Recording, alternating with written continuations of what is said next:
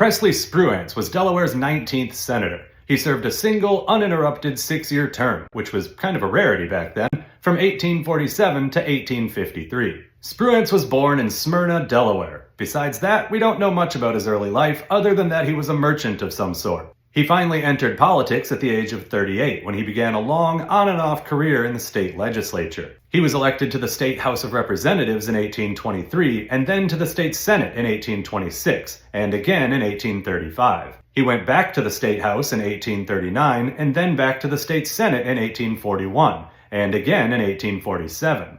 But that last one only lasted a couple months, because almost immediately after the 1847 session started, the legislature elected him to the United States Senate to succeed Thomas Clayton.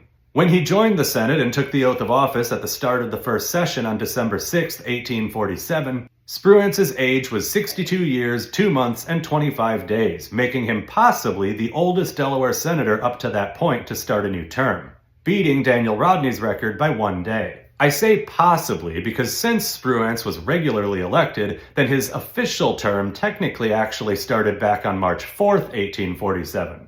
And if you use that date for his starting date, then he was only 61 years old. It comes down to a choice of which date you want to use to calculate starting age, and a valid argument can be made for either one. Personally, I use the March 4th date for regularly elected senators and the oath of office date for appointed or specially elected senators. But you do you.